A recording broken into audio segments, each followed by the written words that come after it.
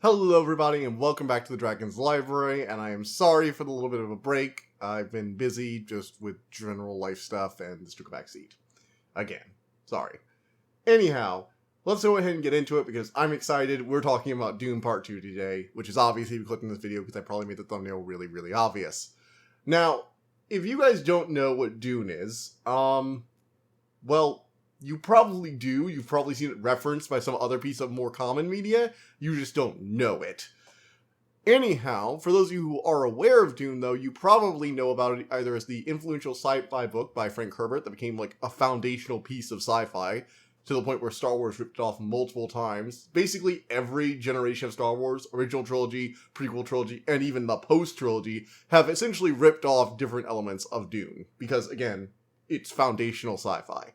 However, back in 2021, we had a new remake. Originally, there was an 80s movie that's kind of, well, it's an 80s sci-fi adaptation, so it's both charming in its own ways and kind of lackluster in a lot of others, including faithfulness to the original material. However, we got a more faithful remake with this new one in 2021, but that was just part one. Recently, as of March 1st, 2024, we have part two, which is currently out in theaters as of the time of this recording. So, while everyone else is memeing about the Dune popcorn bucket, which can be used for other activities than eating popcorn, I'm here to talk about the movie itself. Because this is one of the most faithful adaptations of a sci-fi work I think I have ever seen. It is a very well done one, and while that to a degree makes it boring to critique, because I don't really have many negative points to it, honestly, the negative list is kind of just nitpicks. I am really excited about this movie, and I think everyone should go see it. So, let's see if I can convince you. First up, for those of you who don't know, what the hell is Dune? Well, Dune is a lot of things. The books are rather dry, the first movie was kind of weird, and this movie series is very faithful and serious.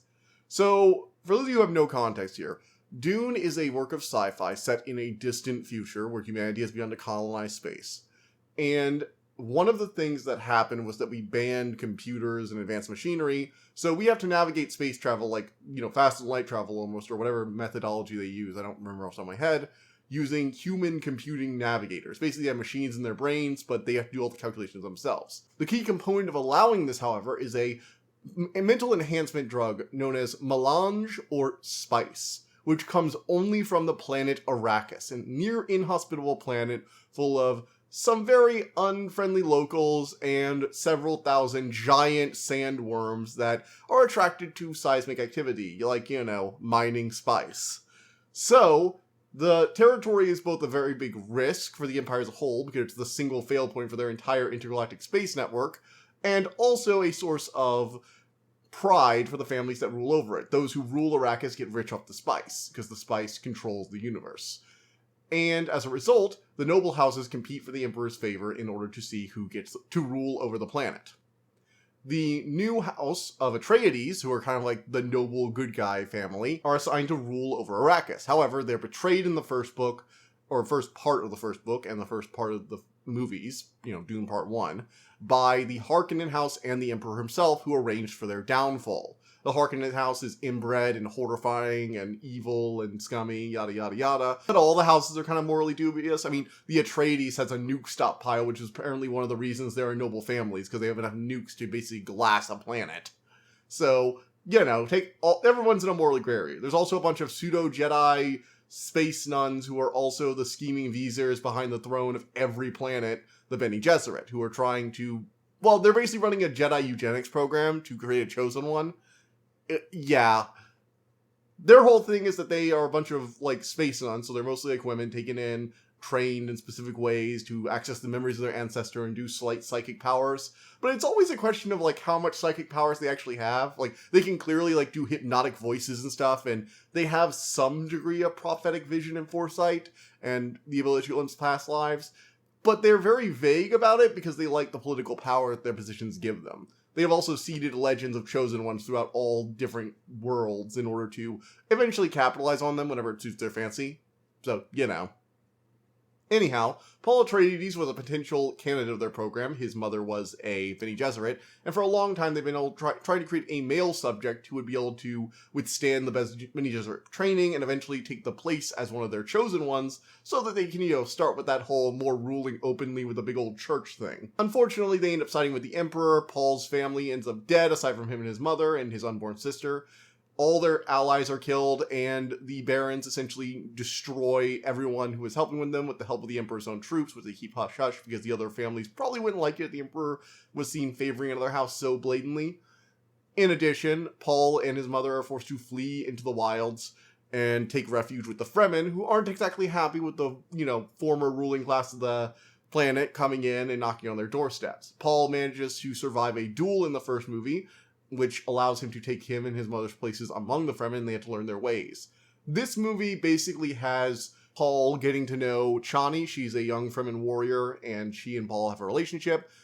Paul is at first somewhat receptive to becoming Muad'Dib, at least to protect them, but once they're accepted in the tribe and he starts fighting alongside them, he doesn't want to, participate in what is essentially a bunch of space witches coming down and creating false chosen ones so they can control entire populations. He's not cool with that. So he starts rejecting his mother's decries for him to, push to become Muad'Dib in full. And although several of the tribe members are also fairly under, the belief that he is the chosen one, he doesn't want to be. He keeps having prophetic visions of everyone dying and the giant galactic war that he will unleash upon the universe, billions dead. And that's the main conflict of the book. Jessica believes that in order to get their revenge on the Harkonnens, to, avenge her husband and to eventually secure their safety long term, they have to follow the prophecy. Paul has to drink the water of life and gain understanding of the past and future so he can lead them to a glorious new age. Meanwhile, Paul is, again, creeped out about the whole eugenics, false prophecy thing, not exactly on board with this, and kind of just wants to live his life with Chani. It isn't until he gets a remnant of a little past life, a single surviving member, honorary member of House Atreides who, joins them again, that he's tempted to go do it. And only once the Fremen themselves start being threatened by the more aggressive Harkonnen tactics to essentially burn them out of their homes, does Paul finally give in. And that's, again, the main conflict of this story is the reluctant journey of this kid who was essentially built to be a false chosen one, having to take that mantle. And he does have actual prophetic power. Like, the chosen one prophecy is kind of real, but again, it was engineered to be real. So Bene Gesserit powers are weird. We don't really know how much they can actually do or not. Now, you might have noticed this is a story has a lot of similarities to Star Wars, right? Sand planet, sci-fi, chosen one, prophetic visions. Hell, in the second book, he starts getting prophetic visions of his wife's death, which is full-on prequel Anakin. They have, in the first movie, they had a hunter-killer scene similar to the assassination attempt in Revenge of the Clones. They have a bunch of stuff that's just like, yeah, there's a lot of parallels here, but there's a lot of parallels between this and a lot of other sci-fi. And even the sci-fi that it doesn't, fit with, they're still the kind of sci-fis you could go, you could probably just plop Arrakis and this political system into, a dozen other sci-fi worlds, and it would probably fit. Because Arrakis is, again, very, very, very old-school foundational sci-fi. It's important if you want to understand how sci-fi developed over time. It's a very, very influential book, and I'm happy to see it got the proper movie treatment this time. With all that out of the way, let's move on to the characters. First up, we have Timothy Chalamet, playing Paul Atreides. He manages to top his performance in part 1 with an excellent portrayal of this noble being forced into the role of a common warrior and eventually that of a mythical figure out of the need for survival. One of the things Chalamet did extremely well was show how Paul embraces the Fremen's ways, and as he does so, he becomes more and more reluctant to embrace this role as the chosen Muad'Dib, since he begins to view them as people who trust in him rather than just people he can use to get his revenge. Paul's reluctance to fulfill the false prophecies of the Bene Gesserit and his growing divide from his mother, who is stoking religious fervor, is also played very well. I liked the dynamic they had. His relationship with Chani and fears of being responsible for the deaths of billions are played out like the tragedy they are, in all honesty, which was good. Also, let's look at another thing Star Wars stole from Dune. Again, I said this a little bit earlier, but the chosen one being haunted by visions of a terrible future who inevitably falls to the temptation because they see no other way forward and end up causing the very future their visions predicted. I mean, at least Paul doesn't try and blame someone else when it all goes to shit. He doesn't go all like, Mom, you made me do this. It's like, no, he's smart enough to know these actions are horrible and will kill billions, but accepts them as the cost of the future he desires both for the Fremen and for his revenge. Which, Yeah, that's a lot more interesting, George Lucas. You couldn't have just copied the whole plot. You had to copy half of it and then shove in a bad twist at the end. Oh, Obi-Wan, it's all your fault. It's like, no, Anakin, you did this to yourself. Blame yourself. Meanwhile, we have Zendaya as Chani, and damn, she is amazing in everything. Honestly, Zendaya is a great actor, but she really knocked this role out of the park. I'm excited to see how they move forward into the plot of Dune Messiah until after she leaves following Paul's ascension to the throne. While this was good characterization for the movie, unless they plan on doing one more movie, we know she's going to come back to be with Paul by at least the midpoint of the next book's plot because of their son, but I'll talk about all that later. Next up, we have Rebecca Ferguson as Lady Jessica. Like in the first short, she does a good job playing the scheming, protective Bene Gesserit mother, and we also had an uncredited voice cameo from Anya Taylor-Joy, who plays Paul's sister. She was psychically awakened in her mother's womb when she drank the water of life. I'm not sure who will be playing Aaliyah in the next movie, but she did a decent job in the role for now. Florence Pugh plays Irulan, the Emperor's daughter. She'll be an antagonist in the next movie, and we only get a few scenes in here, but there is a handful of good ones, like when she was, talking with various different political maneuvers and talking with the Bene Gesserit. She seems to have a moral code, but she also cares a lot about her father and her, family's place as the rulers of the Emperor, so even though she liked Paul, she was unable to speak out against the, treachery of it, aside from a small reprimand. Finally, we have Baron Harkonnen. He's played by Stellan Stargard, and his son is played by Austin Butler. Both of them do an excellent job portraying the villains. Stellan comes across as menacing despite being a fat noble who has to hover off the ground just to walk, and Austin Butler really does bring across the murdery psycho energy needed for this role. So good job all around with the casting, they're all great. Still, as sad as it is to say, the characters and script aren't the best part of this movie. That belongs to the effects and direction hands down, because holy shit is this movie epic. Now, I don't like you overusing that word, but when you have so many sci-fi movies that are just passable or boring with their effects, have very flat shots, you really forget how awe-inspiring the genre can be. Dune Part 2 was directed by Denis Villeneuve, and does a fantastic job. While I do want to joke about all the scenes of Paul striding confidently into the distance as his cloak billows dramatically behind him, for reference, it happens at least 3 or 4 times in this movie alone, the movie does deliver some astounding visuals. The two most striking are the scenes where Paul rides the sandworm and that gladiator fight on Getty Prime. The latter is especially epic, with a bleached world of cruelty blinded by a black sun that seems to leech all color and life from everything its light touches. From what I've read and researched, the whole black sun thing is something made up from the movie. Originally, it was like an industrial nightmare city with a sky choked by pollution. But honestly, this new vision of like a desolate, bleached world still kind of works for me, and it's more striking and distinct, so I like this change. Meanwhile, the worm scene is basically its own video essay. The books were really vague on how exactly the Fremen can ride sandworms, so the director essentially had to invent a believable method. He used hooks to pull back breathing flaps that made the worm move in the desired direction. Then he had to find a way to shoot the whole thing. Basically, there were like an entire separate team working on this called the Worm Unit, whose whole job was making sure those 6 to 7 minutes of the movie looked amazing. And damn, did they do a good job. Now, I've already rambled about how good this movie is, direction especially just now, so let's talk about a potential sequel, because that's actually interesting to me. And it looks like we will be getting Dune Part 3. Whether or not it's an adaptation of Dune Messiah or not is very unclear, but they've been pretty faithful to the book, so it seems very likely it will just be Dune Messiah. Now, whether they're going to split into 2 parts, who knows. Dune has a lot of books, though, and the really weird stuff starts once you get to book 3. If, like me, you've watched The Grim Adventures of Billy and Mandy, where they look into the future and Mandy is a worm-human hybrid with immortality, cue the clip. This is the future, Billy. I now rule the entire Earth. In my research, I discovered this worm form would give me immortality. You are the latest in a long line of Billy clones that have been keeping me company over the millennia. Yeah, that's the book 3 and 4, which follows Paul and Chani's son. Honestly, the only issue with another Dune is Chani leaving, but there's like a decade time skip to bring her back, so that's not a huge issue. I'm really eager to get to the weirder parts, though, so I hope we get to I'm not saying I'm being dismissive about Dune Messiah, but I would like to get to Dune, Children of Dune, Dune 3.